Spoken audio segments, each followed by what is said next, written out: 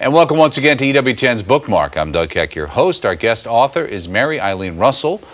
The books are Trianon and Madame Royale, published by Neumann Press. Welcome to our Thank you, Doug. show here. Thank you very much. Now, it's interesting because Mary Eileen Russell is your name, but that's not the name that showed up. So is the author not here, or where is Elena Maria Vidal? Well, I am Elena Maria Vidal. I write under my grandmother's name to honor her. She was my inspiration as a child. She was a great heroine during the Second World War in the Philippines. She had guerrilla soldiers from the Japanese. So she encouraged me to be a writer, so I write under her name to honor her. Okay, so, but these novels that have to do with royal France, which is the original and the sequel to the original, the Madame Royale being the sequel, have nothing to do with the Philippines, right? Oh, How did you end up in France? Well, I always was enthralled with France. I loved St. Joan of Arc. When I was 9 years old, I read my first biography about Marie Antoinette. I was intrigued by her, although I had a general impression of her that most people do, that the decadent kind of featherhead who didn't really, care about the people. However, I did more research over the years, and I found out that impression is very erroneous. Well, it's interesting because, one would think, all we think of Marie Antoinette is kind of let them eat cake. Oh, and she never said that. And here you have a book, and in reading through both of these historical novels, and we'll talk a little bit about why a historical novel as opposed to just a biography or some history book. But let me ask you the question. I mean, this is very Catholic. Absolutely. You show the underpinnings of the faith in our eldest daughter, France. Absolutely. Why was it important for you personally to have the Catholic angle, and was that part of why you wrote this book? Yes. Louis XVI and Marie Antoinette were both very practicing Catholics their entire life. They were in good standing. They were both faithful to each other in their marriage vows. There was a marriage of convenience, of course, an arranged marriage. But they were very devoted to each other and their children. Well, she was what, Austrian? She was Austrian. He was the heir to the throne of France, which was called the most beautiful crown in the world. And it was their Catholic faith that got them through the trials they had to face and meet death with great courage and great dignity. Well, in the beginning here, you talk about being dedicated to the Sacred Heart of Jesus, and you have a quote from Garrigou Lagrange, who Scott Hahn likes to quote a lot, I know. But also there's another quote, never saint more merited to be ranked in the long list of martyrs than Marie Antoinette.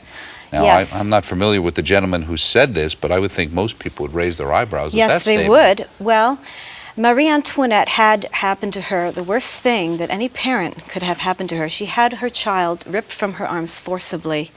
He was abused, beaten, sexually molested, practically within her sight.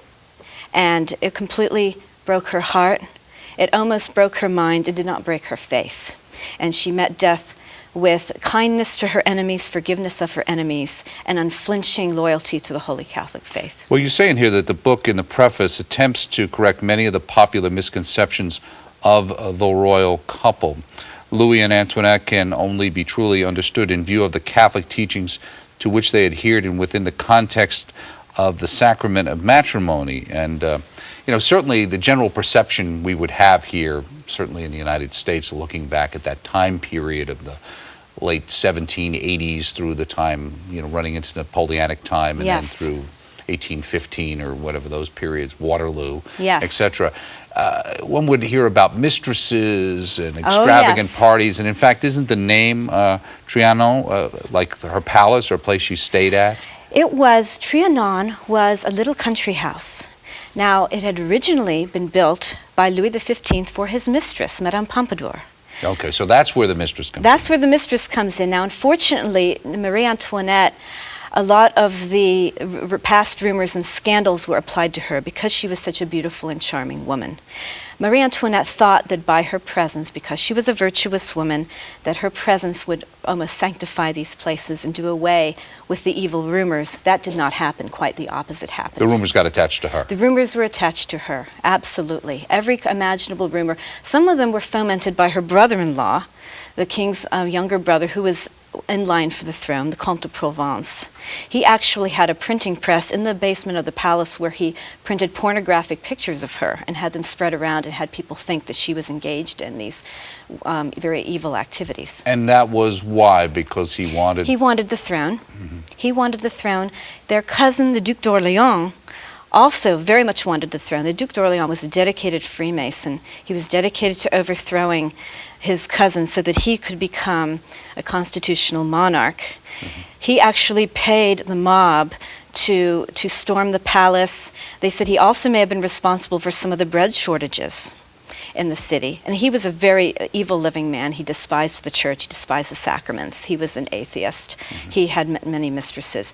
And he and Marie Antoinette were enemies because she had kind of knew that during a naval battle, he had hidden in the galley of the ship, so she would not let him be promoted in the Navy.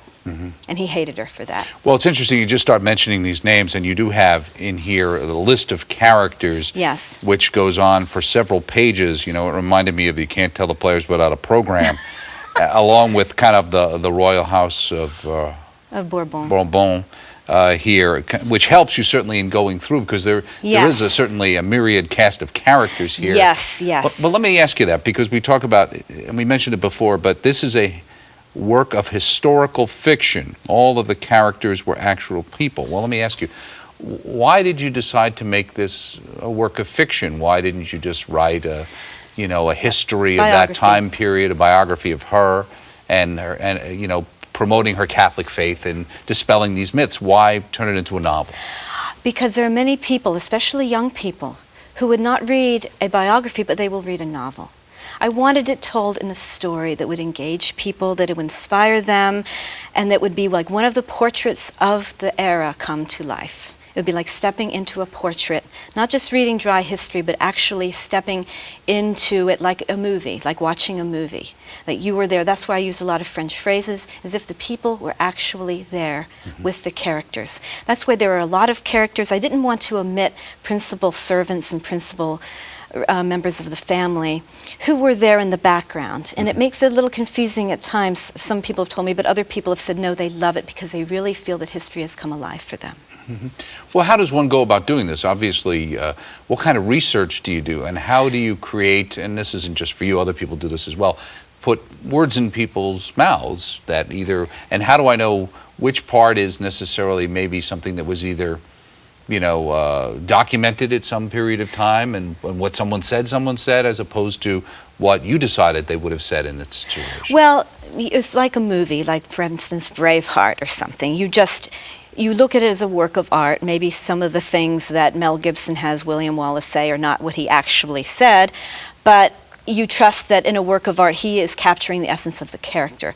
Everything in Trianon especially, everything I have them say are things which they said in memoirs, that they're quoted as saying in memoirs or letters, or people who actually knew them.